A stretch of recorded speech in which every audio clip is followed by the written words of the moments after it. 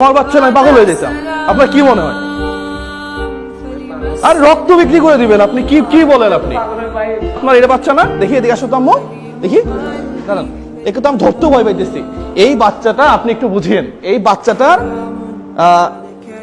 এর যে খাবার খায়, খাবার খাওয়ার পরে যে জিনিসটা হজম করে, সেটা তো আপনার আমাদের পিছনের যে পথ আছে সেটা দিয়ে বের হওয়ার কথা, কিন্তু সেটা না হয়ে এই খাবারটা এখানে এসে জমা হয়, মানে যেটাকে আমরা পায়খানা বলি না।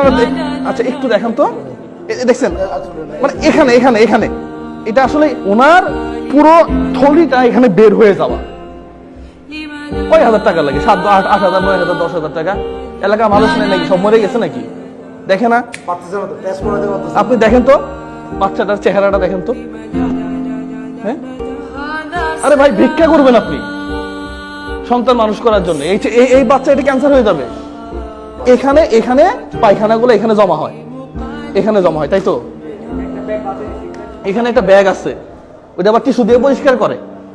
এই যে হাসান ভাই, এখানে এখানে 5,000 টাকা আছে। হ্যাঁ, এই 5,000 টাকা দিয়ে উনি ওই যে ওষুধ এবং টেস্ট যেগুলো আছে, হ্যাঁ, এগুলা করে নিবে।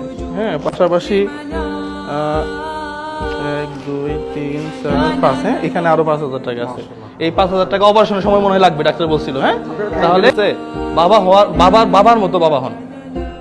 10,000 টাকা কোনো ঘটনাই না ভাই, আপনি কি বুঝান আমাকে? পাশাপাশি সরকারি ব্যবস্থাপনাগুলো ঠিক করেন। চিকিৎসা হচ্ছে মৌলিক অধিকার। তো আপনি যদি আমার এই চিকিৎসা নিরাপত্তা না দিতে পারেন, তাহলে এই সরকার গঠন করার দরকার কি?